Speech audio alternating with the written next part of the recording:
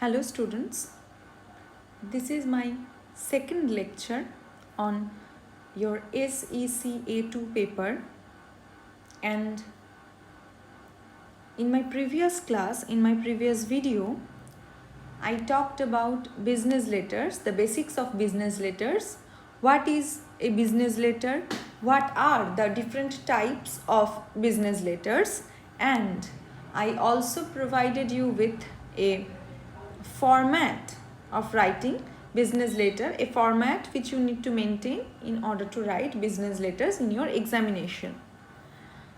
Now on your screen you can see that format.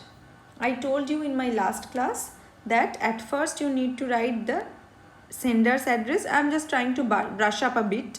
You might have forgotten because my class was before the Puja vacation and it's a long gap till now. So the first one will be the sender's address, the details of the sender. Then there is a gap and the date is written. Then the receiver's address is written. Then there is a salutation like dear sir, dear madam, or dear Mr. something. It's like that. This is the salutation. You are addressing someone. And there will be the body of the letter. It might be divided into a few paragraphs as per your need, and it may contain tables or any kind of information in a very proper manner, because you may need to order some products. In those cases you need to make some tables. I will give you examples later when I will show you some sample letters. So that will be the body of the letter, divided into maybe 2 or 3 paragraphs as per your need. And after that there will be a complimentary closings like yours truly, yours sincerely, and your signature or name will be written, and your designation might also be mentioned there. That is the basic format of the business letter. And after that, if you need, you may add enclosures or carbon copy. If you need to send this letter, exactly the same portions of this letter, same copy of these letters to other persons of the institution, then you can send carbon copies. And in case you need to send some documents attached with this one, then you can put those in the enclosure, okay, here. And the most important thing which I mentioned in my last class is you need to maintain the left margin in order to write a business letter. Nothing will be written on the right side of the paper, okay. Everything will begin from the left margin. So you need to maintain the left margin. You can see in the letter, okay. As I informed you in my last class, that in this class I am going to show you some samples so that you can understand from real life examples how a business letter can be written properly, maintaining the format and all. So my next slide will be a sample business letter, okay. Basically the letter I am showing you, or the sample letter I am showing you, shows or portrays rather how to place an order, okay. Placing an order, how can someone place some orders, and in that case he or she may write a business letter to the company from whom he or she wants to purchase those goods. So the sender's address is written here, that is Eureka House, Gandhi Road, Noida, and phone number and email IDs are also given here. After putting a gap of approximately 1 line, a single line gap, the date is written, on which date the sender is writing this letter and sending it to the receiver. So that is 2nd March 2015. After putting another single line gap, the address of the receiver is being written. The sales manager, 3/C Woodcutters Inc., Janakpuri, Delhi, and the pin code is also given. So it looks like a proper postal address, okay. Now why the sales manager? Maybe it was already mentioned in the question that write a business letter to the sales manager of the woodcutters company. Maybe or may not be. So you can assume if you want to purchase some goods from a company, you need to talk to the sales manager, obviously, because he will handle the things which are being sold. So that's why you are writing the sales manager. That sounds quite logical. That's why. Okay. So that's why it is the sales manager. Okay. So the receiver is the sales manager of Woodcutters Inc. company, and their address is also written here. Then after another lines gap, the subject of the letter is written. As I told you earlier in my class, that is, the subject is optional. You may write the subject, you may not. If you feel like putting a subject, you can do it. Otherwise, you may skip this step as well.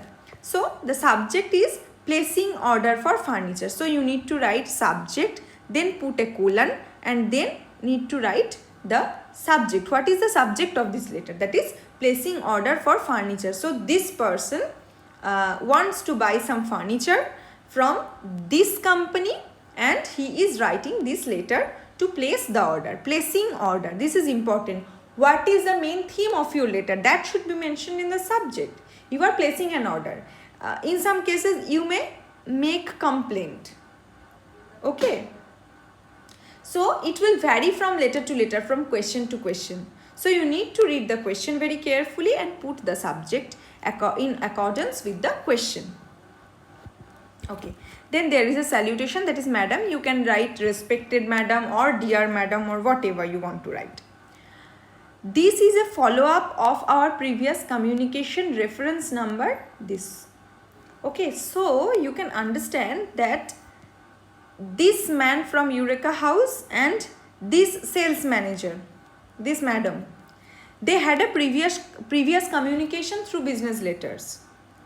So maybe the person who is buying the things, who is the sender, has asked for a quotation or asked some questions regarding the sales terms and conditions of this company. So they have sent a letter, a reply, that is the reference number 24 by ERQ 2015. This is the reference number of the letter. So now this man is again mentioning that they had a previous communication, a previous conversation through the letter, reference number this. This is the reference number of the letter of this company they had replied. Okay. Thank you for your timely response and concern. So he is the sender who is sending this letter is very much satisfied with the behavior or the kind of treatment he got from this company. So he is very thankful. He is showing his gratitude. We would like to place an immediate order for the following sets of furniture. So he is satisfied with the behavior of the company and also the terms and conditions of the company. So now he is placing an order of some furniture. Here is a table. As I told you earlier that whenever we place an order to a company in a business letter, through a business letter, we often use this table thing. Here is a table for that. Okay, so here is a code number. The code number is imaginary, obviously. You can put anything like that, or you may not. You may skip this. Okay. Name of the article is very important. You need to mention the name of the article, because what do you want? Which furniture you want to buy and what is the quantity. So he needs conference tables, wooden conference tables. The material is also mentioned in he needs 2 conference tables. The quantity is also mentioned. Sofa, steel and wood 2, and chairs, wood 20. Okay. So you have to put this imaginary information while writing a business letter, placing an order. Okay. It might be pens or pencils or dusters or erasers or whatever product you need to buy, you need to purchase. It will vary from letter to letter, and this also, everything will vary from letter to letter. You need to read the question carefully. What is the question asking actually? what do they want? So this is a woodcutter's company. That means they sell furniture. So this man is trying to buy conference table, sofa and chairs. So it must be logical. The content of the letter must be logical, and also it should tally with the question that has been asked in your question paper. That is something very important you need to focus on. Okay, so after placing the order, after placing the details of the order, he is putting another closing paragraph. That is, as per our communication, we are sending a demand draft of 15,000 rupees as advance payment. Okay, so they had a previous conversation, as I told you. This is the reference number of that letter, and in that letter they mentioned that they need to pay 15,000 rupees as advance payment. The rest of the money will be paid at the time of delivery. That is quite clear. After getting delivered all this furniture, this man will pay the rest of the amount. Kindly comply with our agreement statements. We hope to receive the purchase in 3 working days. So he also put a condition, that is, he wants these things to arrive at his place within 3 working days. So these are the formal details you need to put in a letter. All this imaginary content you need to write about. And then there is the complimentary closing. That's yours truly, Mohan Bhagat, assistant engineer. So Mohan Bhagat is the assistant engineer of this company, and he is trying to buy furniture from this company, and that's why he is writing this business letter in order to place the order. Okay, I think it is quite clear to you. This is perfectly following the format I have shown you already, and you can get a proper idea from this sample business letter. Okay, as we have understood this sample, we need to move forward to the next one. This is another business letter which does not contain any table or something. So you can understand this is not about placing an order, but it is a complaint letter basically. A person who is the buyer is placing some complaint, lodging some complaint against the company who are the seller of some products. Okay, so the sender's name and address is given here. That is Peter Bark, 5 Allen Avenue, Maryland, CA. Okay, and then there is a gap of a single line probably, and then it's the date, and then another gap, and then it is the receiver's designation and address. He is writing to the manager of Mansard Manufacturing, and their address is also given. So you need to write the postal addresses in details. Okay, and then he is kind of writing the subject. It is a reply, purchase of spoiled goods. You can write here the subject, purchase of spoiled goods. Then there is a salutation, dear sir or madam. This letter is to bring to your notice concerning the purchase of spoiled goods on October 5, 2019. Okay, so closely follow the dates.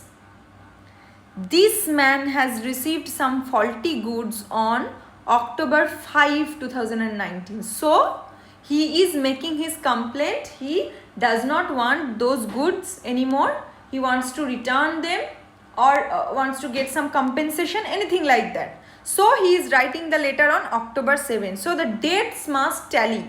The dates should be put in a very logical manner. So on 5th October he has got some spoiled goods, and on 7th October he is writing a complaint letter. Okay. Someone can write a complaint letter only after receiving the goods. So this is October 5 and this is October 7. I hope you have understood it. At the point of purchase, I was assured the goods would be fresh upon arrival. Instead, they were delivered spoiled.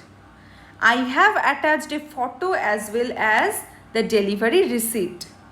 Okay, so he has attached a photo of the broken goods and the delivery receipt also to as a proof that these products has been purchased from this company on that day. He is giving it, showing it as a proof of his saying.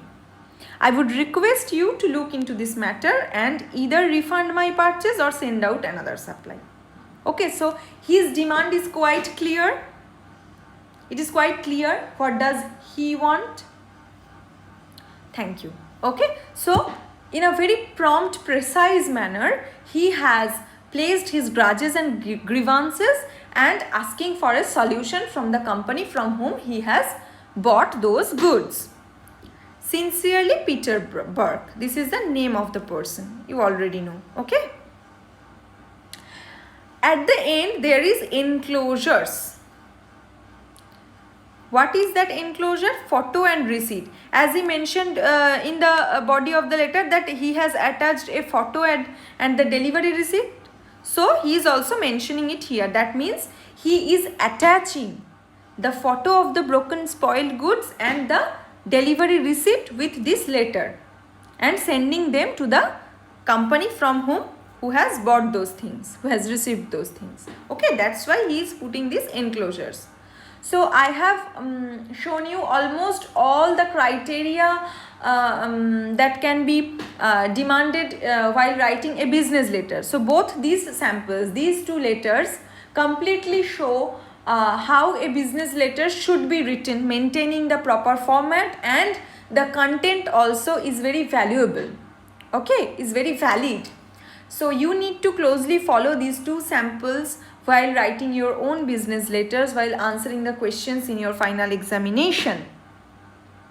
So that's all for today, and I expect some very good brilliant questions from you people whenever we will be having a doubt clearing session after this video uploading thing is over. And then I will be answering and clearing all your doubts regarding these business letters. So this will be my last lecture on business letters, because I have already shown you the examples. I have taught you the format of the letters, and I have talked about all the types of letters. Maybe I will be giving you some questions, and also I will be providing you the previous year question papers from which you can get a proper idea how questions come from this topic. What are the types of questions the university prefers to ask you, okay, in the final examination. So that's all for today. If you have any question, you can contact me in our WhatsApp group and ask your question. Otherwise, we will be having some doubt clearing sessions maybe later, and then you can ask me all the questions regarding this. So thanks for watching this video. Stay safe, stay blessed.